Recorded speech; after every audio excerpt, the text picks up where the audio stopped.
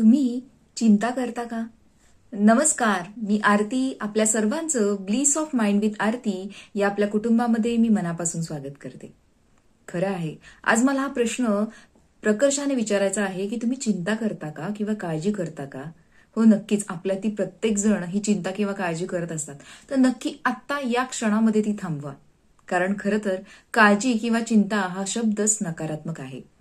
जेव्हा जेव्हा ज्या ज्या व्यक्तीबद्दल, आपल्या कुटुंबियांबद्दल, आपल्या मुलांबद्दल, आई-बाबांबद्दल किंवा आपले जे कोणी मित्रमंडळी आहेत त्यांच्याबद्दल जेव्हा आपल्याला काळजी वाटते, करोना पद्धतीने आपण त्यांच्याकडे बघत असतो, त्याच ठिकाणी आपण त्यांच्यासाठी जी काळजी करतो, त्या काळजीच्या मार्फत आपण त्यांच्या बाबतीत घडणाऱ्या ज्या काही घटना आहेत, एखाद्याला कर्जाचा डोंगर ज्याच्यावरती आहे, एखाद्याला कदाचित शारीरिक काही व्याधी आहे, एखादा व्यक्ती कदाचित कुठल्या तरी गोष्टीमध्ये अडकला आहे, त्या गोष्टीतनं त्याला बाहेर काढण्याऐवजी आपण अजून अजून त्याच व्हायब्रेशनमध्ये त्याला ढकलत असतो. कारण चिंता करणं, काळजी करणं म्हणजे ही नकारात्मक कुठे ना कुठेतरी विचारसरणी आहे. आणि जेव्हा आपण याच विचारसरणीचा वारंवार अवलंब करत असतो, तेव्हा आपण त्या व्यक्तीला त्याच्यापासून दूर नेण्यापेक्षा आपण अजून अजून नकारात्मकतेच्या किंवा त्या काळजीच्या किंवा त्याला जो काही त्या प्रॉब्लेममध्ये तो अडकला आहे त्याच्या अजून अजून जवळ करत असतो.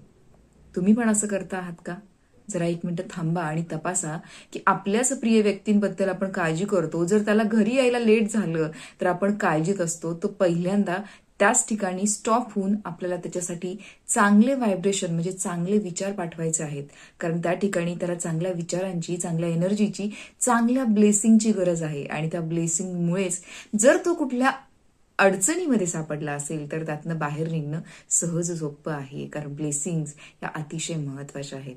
त्यामुळे आता इथून पुढे ज्या क्षणी असं वाटतंय काळजीचा विचार मनामध्ये येतोय, काळजी म्हणजे भीतीचा किंवा नकारात्मक विचार मनामध्ये येतो, तो त्याच ठिकाणी कट करायचा आहे, थांबवायचा आहे आणि त्या ठिकाणी त्या समोरची व्यक्ती सुखरूप आहे, तिचं आयुष्य अतिशय उत्तम आहे, ती सुखी आहे किंवा निरोगी आहे हा विचार करून अजून अजून त्याला कशी आशीर्वाद देता येईल याचा विचार करायचा आहे. थोडंसं मोठं व्हायचं आहे आणि चांगला आणि आशीर्वादाच्या स्वरूपात त्याला आपल्याला संदेश, विचार किंवा आपल्या भावना पाठवायच्या आहेत. त्यामुळे इथून पुढे काळजी, चिंता याला पूर्णतः फुल स्टॉप. तुम्हाला काय वाटतं? नक्कीच तुमचे काही प्रश्न असतील तर मला कमेंट बॉक्समध्ये लिहा. तुम्हाला काही बोलायचं असेल तर नक्कीच मला इंस्टाग्रामवरती DM करा. मला आवडलं असेल तर नक्कीच इतरांपर्यंत पोहोचवा. लाईक करा, शेअर करा. धन्यवाद.